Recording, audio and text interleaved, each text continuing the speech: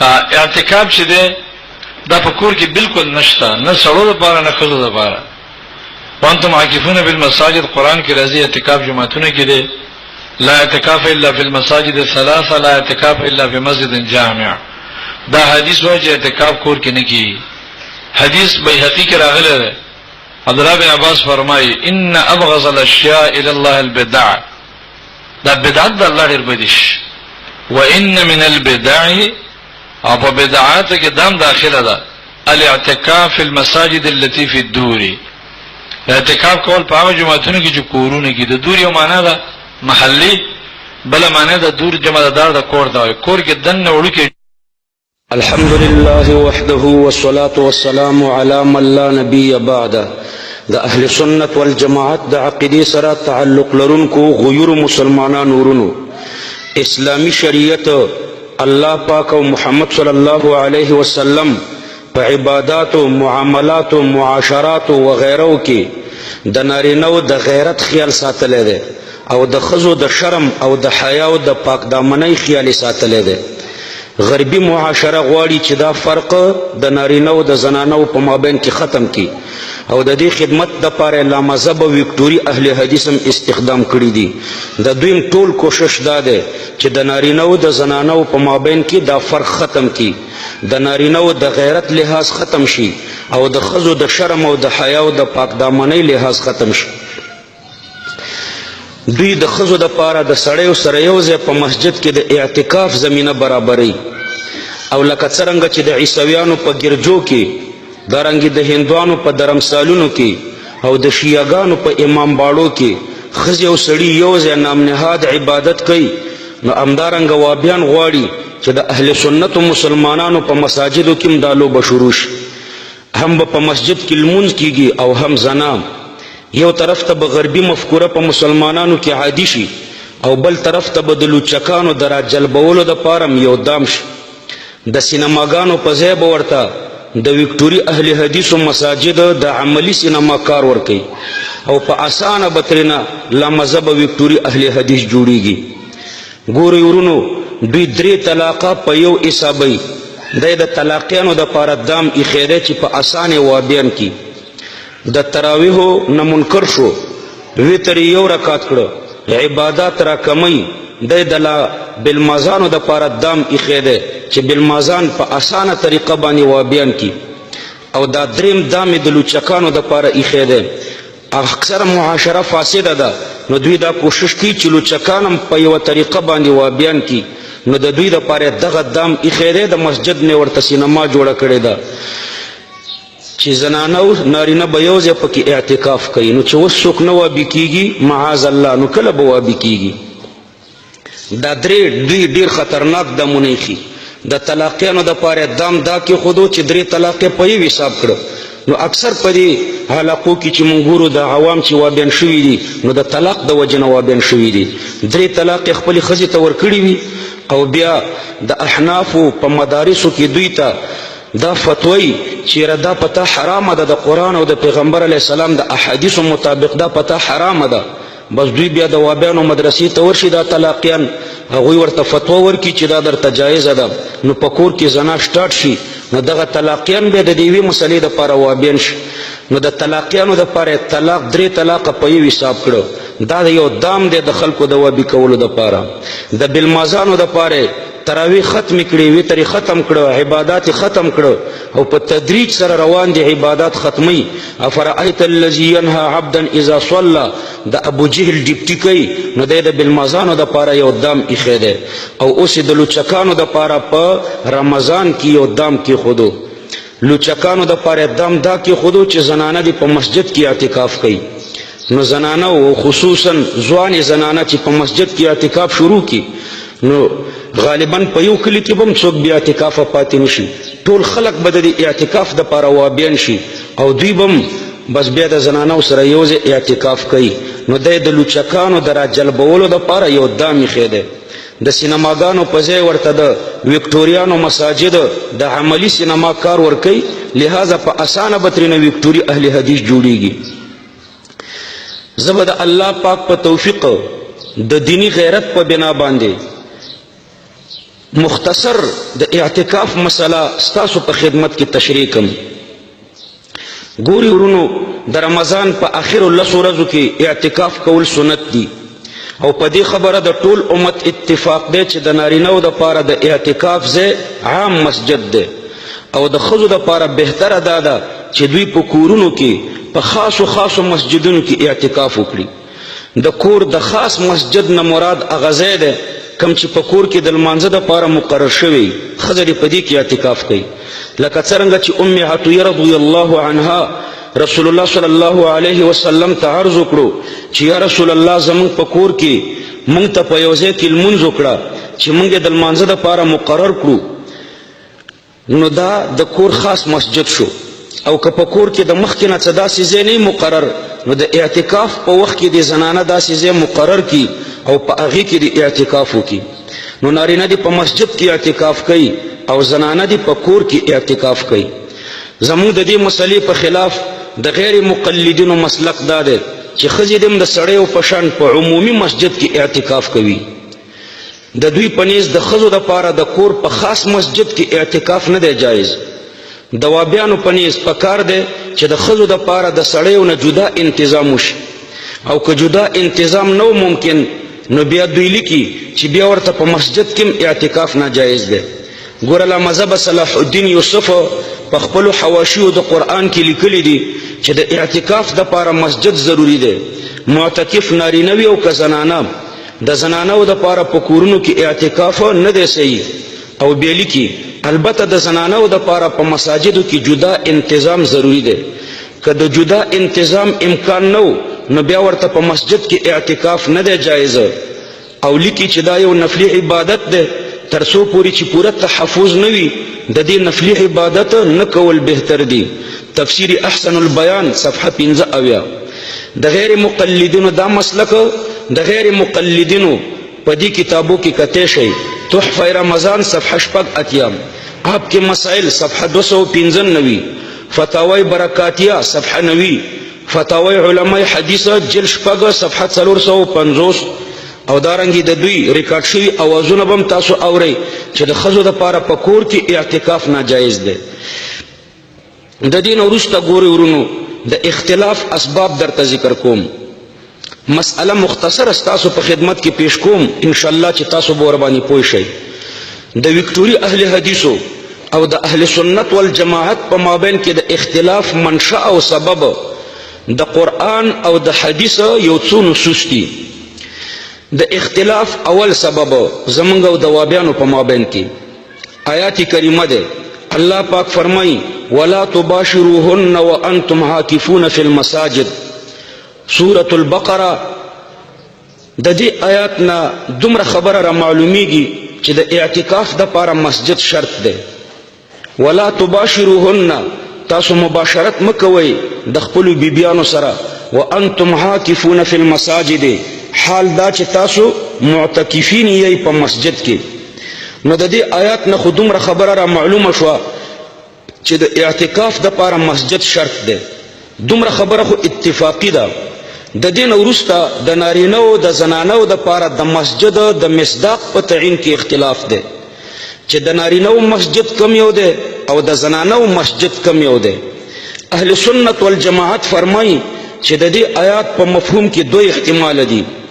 اول احتمال دا دی چې په دې آیات کې خطاب عام شي نارینهو زنانو دواړو ته. نو نارینه بم اعتکاف کوي او زنانه بم اعتکاف کوي. نو چې اعتکاف عام شو نارینه او زنانه ته، نو په دې صورت کې به د مسجد نه عامه معنا مراد دی، یعنی د نارینه مسجد او د زنانه مسجد. یعنی د فرض لمونځ دپاره مخصوص ځای به ترېنه مراد شي. د فرض لمونځ دپاره مخصوص ځای د نارینه په حق کې د محلي مسجد دی او د زنانه په حق کې د کور مخصوص ځای دی. نو نارینه دی په عامو مساجدو کې اعتکافونه کوي او زنانه دی په خاصو مساجدو کې اعتکافونه کوي. نو نارینه چې د محلي په مسجد کې اعتکاف کوي نو دا په مسجد کې اعتکاف، او زنانه چې د کور په مخصوص ځای کې اعتکاف کوي نو دا د زنانو په بهترین مسجد کې اعتکاف شو. رسول الله صلی الله علیه وسلم فرمایي خیر مساجد النساء قعر بیوتهن. الترغیب والترهیب جل اول صفحه 226. رسول الله صلی الله علیه وسلم فرمایي چې د زنانه د پاره مسجد د زنانه په کور کې هغه خاص مخصوص پټ ځای دی.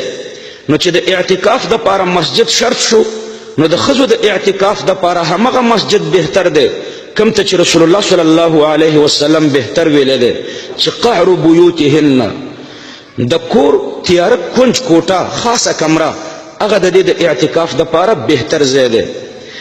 یعنی خلاصه ورونو دا چې ښځه چې په کور کې اعتکاف کوي نو دا بې مسجد نه دی بلکې د مسجد نبوي نه په بهتر مسجد کې د دې اعتکاف راغلو. رسول الله صلی الله علیه وسلم فرمایي وصلاتها في دارها خير من صلاتها في مسجد قومها. الترغیب والترهیب جل اول صفحه 226. رسول الله صلی الله علیه وسلم فرمایي چې د زنانه د پاره په کور کې لمونځ کول دا د محلي د مسجد نه بهتره ده. نو چې مونځ د مسجد نبوي په نسبت په کور کې بهتره ده او د رسول الله صلی الله علیه وسلم د امامتۍ په نسبت د ښځې لمونځ په کور کې بهتره ده نو اعتکاف هم په کور کې بهتر ده. رسول الله صلی الله علیه وسلم زنانو ته په کور کې د عبادت ترغیب ورکړی ده او وکټوریان ورته په مسجد کې د عبادت ترغیب ورکوي او بیا د پیغمبر علیه السلام د طاعت چغې وهي. دریمه خبره ده چې د اعتکاف د پاره چې کوم مسجد شرط دی د هغې مسجد نه مراد هغه مسجد دی په کوم کې چې پنځه وخته لمونځ د جماعت سره ادا کیږي. په یو روایت کې راځي چې لا اعتکاف الا فی مسجد جماعت. مصنف عبدالرزاق جلد 3 صفحه 1 دارنګه سنن الکبرى للبهقي جلد 4 صفحه 321. یعنی اعتکاف صرف د جماعت والا په مسجد کې کیږي او د جماعت لمونځ په نارینه‌و باندې دی. د زنانو په باره کې د جماعت لمونځ منسوخ دی. وجماعتهن منسوخه. عنایه شرح الهدایه جل اول صفحه 410. مجمع الانهر جل اول صفحه 325. تبیین الحقائق جلد 2 صفحه 1 فتاوی مفتی محمود جلد 3 صفحه 491. نو چې کله د جماعت لمونځ په نارینه‌و باندې دی نو له دې وجې ورته اعتکاف هم په مسجد کې پکار دی چې د جماعت لمونځ ترېنه فوت نشي. او په زنانه‌و باندې جماعت نه دی لازم بلکې د دوی لمونځ په کور کې ډیر ثواب لري لہذا اعتکاف هم ورته په کور کې ډیر ثواب لري. زه د وابیانو نه تپوس کوم چې رسول الله صلی الله علیه وسلم فرمایي خیر مساجد النساء قعر بیوتهن. د زنانو بهترین مسجد د کور تیاره کونج دی. نو د ښځې لمونځ په کور کې ډیر ثواب لري او وابیان وایي چې اعتکاف به په مسجد کې کوي. نو اوس ښځې چې اعتکاف په مسجد کې وکړو او لمونځ په کور کې بهتر دی نو ښځه به اعتکاف ته مسجد ته ځي او د ډیر ثواب د حصول دپاره به لمونځ کور ته را رسوي. آیا د وابیانو زنانه داسې کوي؟ څلورم دا چې حضرت عایشه رضی الله عنها فرمایي چې کدا موجوده حالات د خپل زمانه حالات ذکر کوي چې کدا موجوده حالات د رسول الله صلی الله علیه وسلم په وخت کې ظاهر شوی وي نو رسول الله صلی الله علیه وسلم بخزي د مساجدو نه منع کړی وي. صحیح البخاری جلد اول صفحه 113. ابو عمر الشیبانی رحمه الله فرمایي چې عبد الله ابن مسعود رضی الله عنه بخزي په تیګو وشتلې او د جمعې د لمانځه لپاره مسجد ته دراتللو نه به منع کولې. مصنف ابن ابي شيبه جلد 2 صفحه 270. حضرت عبد الله ابن عمر رضی الله عنهما به د جمعې په ورځ ښځې په تیګو ویشتلې او د مسجد نه به شړلې. عمدة القاری جلد 3 صفحه 228. نو ګوري ورونو په جماعت باندې 10 یا 15 دقیقې لګیږي. نو چې د زنانو په مسجد کې دومره حصارېدل صحابه نه برداشت کول نو مسلسل لش په ورځ په مسجد کې حصارېدل به څرنګه برداشت کړي شي؟ دې ته قیاس نه وي ورونو، دې ته دلالت النص وي چې بالاجماع حجت ده. پنځمه دا چې ابراهیم نخعی رحمه الله فرمایي چې کوم خزي چې په کور کې اعتکاف کړی وي نو هغه د اعتکاف د کوټې مخې ته په لاره کې چې کومه کوټه او یا برنډه وي نو په هغې کې تېرېدلی شي او شا طرف ته کوټې ته نشي تللی. معرفت السنن والآثار للبهقي جلد 6 صفحه 403، مصنف عبدالرزاق جلد 4 صفحه 350. نو ګوره دوی د ښځو د اعتکاف ذکر کوي چې په کومه کمره کې دا معتکف وي نو دا د کمرې مخې ته برنډه کې تېرېدی شي او بلا ضرورته بلې کمرې ته نشي تللی. نو خلاصه د اولې طریقې ګوره ورونو دا وه چې الله پاک د اعتکاف ذکر په مسجد کې کړی دی، وانتم عاکفون فی المساجد. نو که وانتم عاکفون دا خطاب عام شي، زنانو تم شي او نارینو تم شي. نو د زنانو اعتکاف او د نارینو اعتکاف دواړه په دې آیات کریمه کې ذکر شي. نو د دواړو مساجد بم مرادي، وانتم عاکفون نه چې د دواړو اعتکاف مراد شو، د نارینو او د زنانو.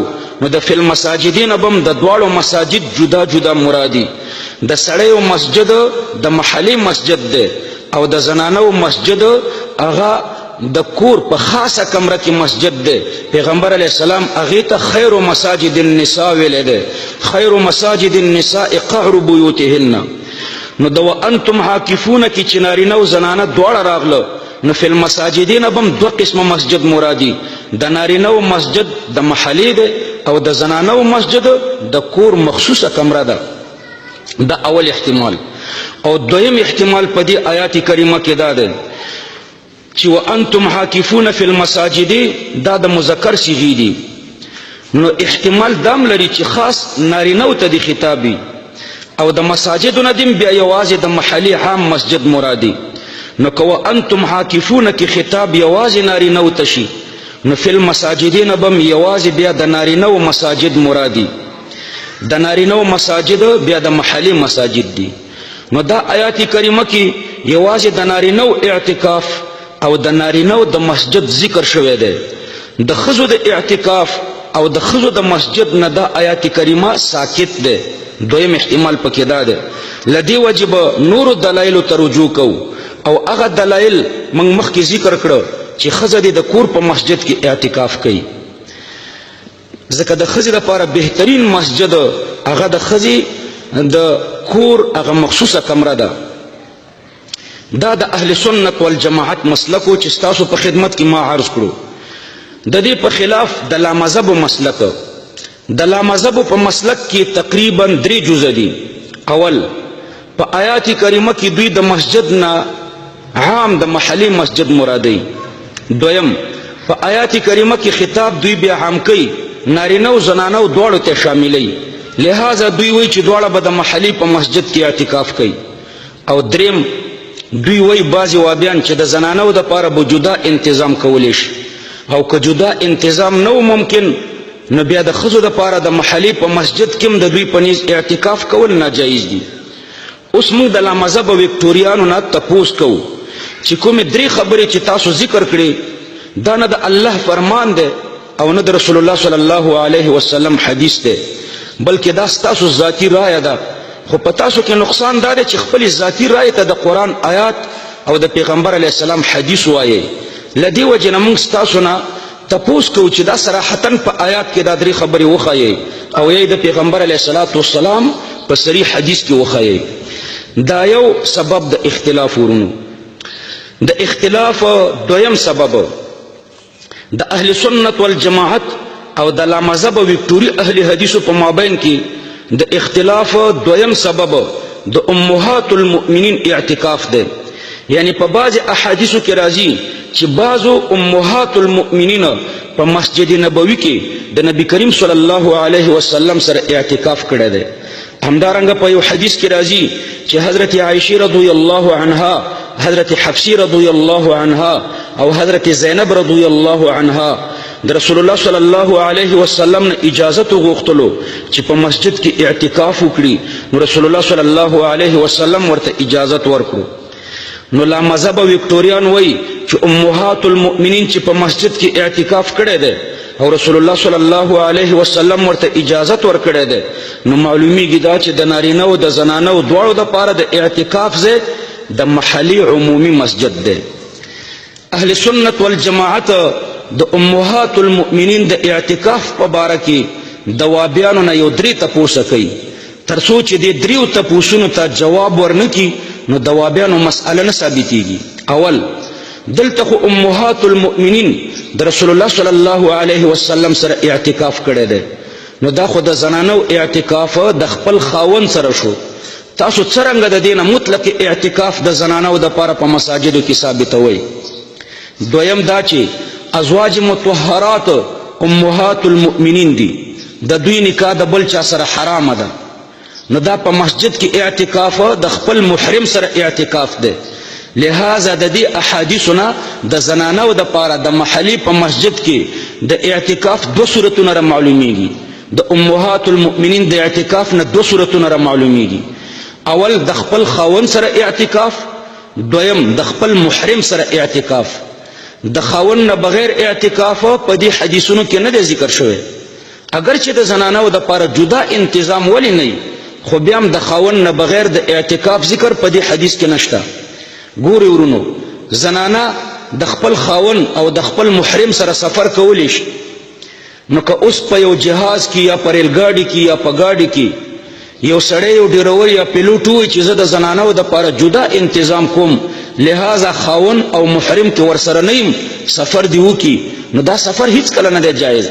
اگر چې د سړیو نه ورته جدا انتظامی بلکې سفر به د خپل محرم سره کوي، نو همدارنګه د زنانو اعتکاف د خپل خاوند او د محرم سره په دې حدیث کې ذکر شوی. 2 قید پکې دي، د خاوند سره شوی دی او د محرم سره شوی دی.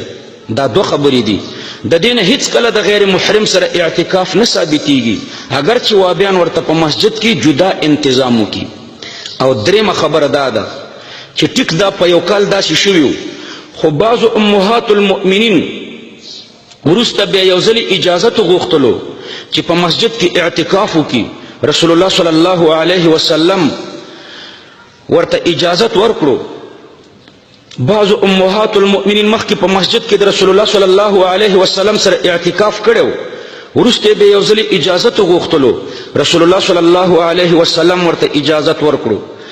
کله چې په سهار کې د حضرت عائشه رضی الله عنها، حضرت حفصه رضی الله عنها او د حضرت زینب رضی الله عنها خیمه او خپل خیمه په مسجد نبوي کې ولیدلې، نو رسول الله صلی الله علیه وسلم خفه شو او وی فرمایل چې آیا دوی د نیکۍ اراده کړې ده او یا دوی د نیکۍ ګمان کوي؟ استفهام انکاری ده، یعنی دا هیڅ کله نیکی نه ده چې زنانه په مسجد کې اعتکاف کوي. بیا رسول الله صلی الله علیه وسلم حکم وکړو او ټول خیمې د مسجد نه لرې کړې شوې، حتی چې د رسول الله صلی الله علیه وسلم نم په دې کال باندې د رمضان اعتکاف پاتې شو او د هغې په عوض په شوال کې اعتکاف وکړو. نو ګورې رسول الله صلی الله علیه وسلم په اول کې اجازت ورکړو، لیکن وروسته څومره په سختۍ سره منع وکړه. لہذا چې امهات المؤمنین په مسجد کې د اعتکاف نه منع کړې شوې، نو نورو زنانو ته به څرنګه اجازت وي؟ د دې ممانعت نه که حرمت ثابت نشي نو اقلا غیر اولویت خو ترې نه ثابتېږي. لا مذهبان دي، د لا مذهبانو نه زه یو تپوس کوم، یو پوښتنه او چیلنج ورته ورکوم.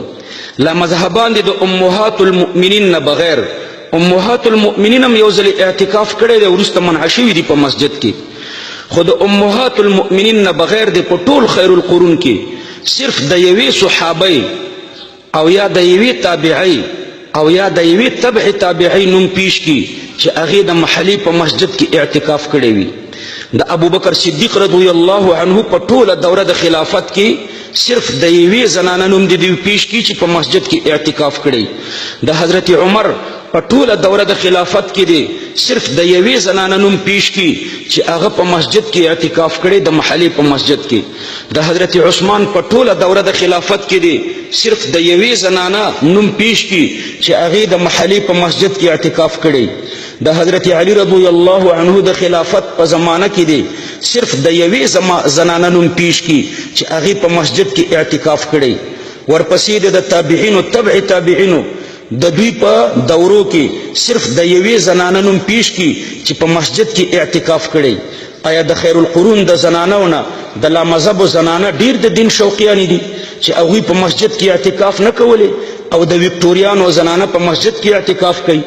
کله مذهبان وایي چې یو ځلې خو امهات المؤمنین په عام مسجد کې اعتکاف کړی او که نه یو ځلې، نو لہذا زمون زنانه دیم په عام مسجد کې اعتکاف وکي نو بیا موږ وایو چې ټیک ده 3 ټکي په خیال کې وساتئ هغوی د خاون سره کړو یو د محرم سره کړو 2 او په 3 کال په بل کال بیا منع شوي زنانه خو ګورئ په هغه حدیث کې چې امهات المؤمنین اعتکاف کړو په هغه حدیث کې دا نه دي ذکر شوي چې د زنانو د پاره د سړیو نه جدا تنظیم شوی نوابیان ولی بیا وایي چې د زنانو د پاره د سړیو نه جدا تنظیم وي دا شرط مرونو تر یو ټیم پورې بلګي دا ما تاسو ته ویل چې د لوچکانو د پاره یو دامي خېده تر یو ټیم پورې به جدا تنظیم لګي ورسته به بیا مخلوط زنانو نارینه به یو ځای په جومات د دوی کې ویده کیږي کوابیان وایي چې موږ د نورو دلایلو نه د جدا تنظیم شرط لګو نو همدارنګه بیا موږ هم د نورو دلایلو له وجې وایو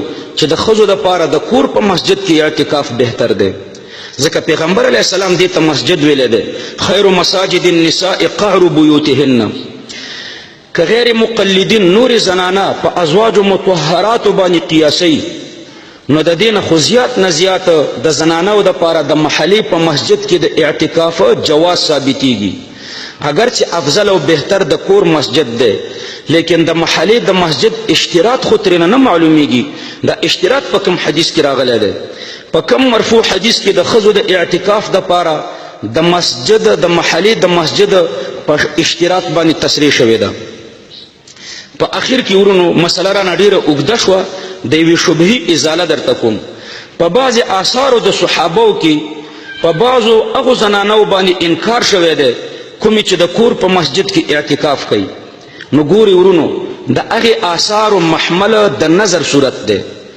یعنی که کومې ښځې نظر ومنلو چې د کور په مسجد کې به اعتکاف کوي نو دا نظر منل بدعت دی دا نظر بدعت دی لکه څرنګه چې د حضرت جابر رضی الله عنه په یو حدیث کې راغلی دی چې انه سئل عن امرأة جعلت عليها ان تعتكف في مسجد بيتها قال لا يصلح لتعتكف في مسجد كما قال الله تعالى وانتم عاكفون في المساجد یوې زنانه په ځان باندې نظر منلیو چې د کور په مسجد کې به اعتکاف کوي نظر یې منلیو نو حضرت جابر رضی الله عنه ورته وفرمیل چې دا صحیح نه دی په عام مسجد کې د اعتکاف وکړي لکه څرنګه چې الله پاک فرمایي چې تاسو په مساجدو کې اعتکاف کوونکي یئ فتح الباری لابن رجب الحنبلی جلد 2 صفحه 378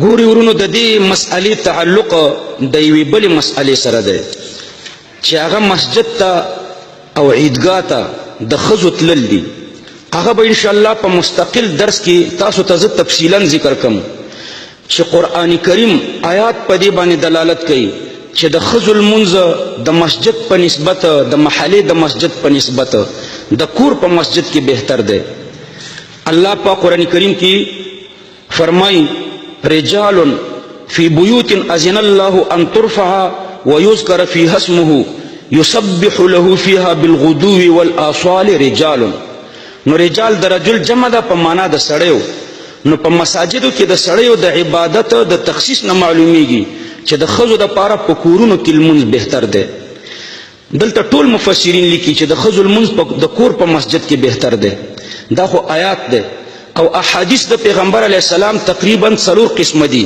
هغه به د الله پاک په توفیق بیا زه تاسو ته تفصیلا ذکر کوم اول هغه احادیث دي چې په هغوی کې بلا شرطه ښځو ته اجازت ورکړی شوی دی او د دوی د حصارولو نه پکې ممانعت شوی دی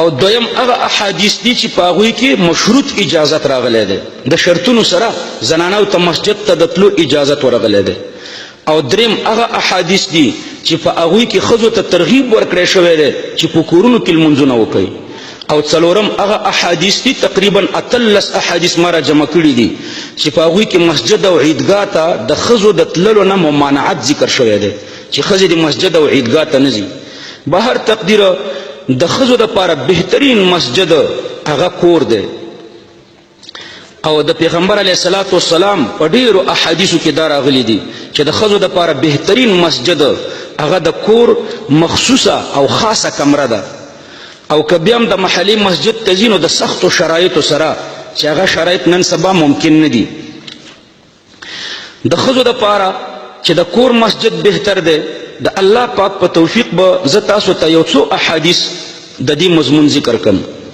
رسول الله صلی الله علیه وسلم فرمایي لا تمنعوا نساءکم المساجد وبیوتهن خیر لهن.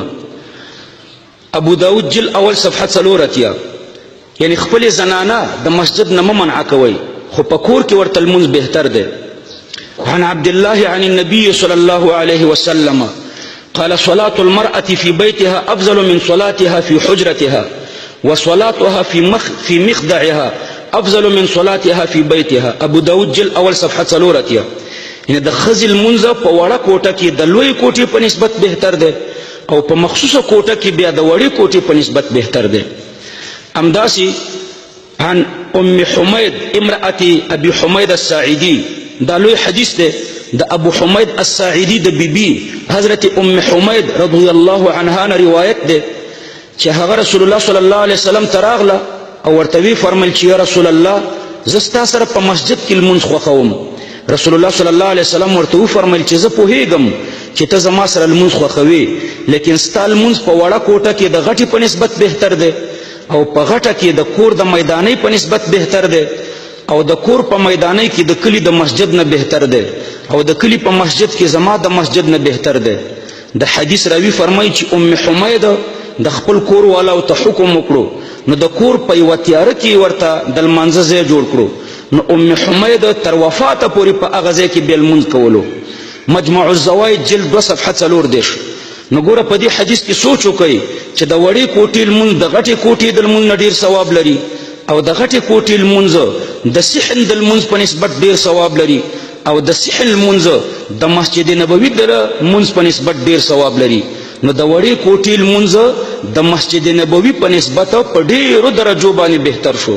نو دا د ښځې بهترین مسجد دی چې دا ښځه پکې اعتکاف کوي.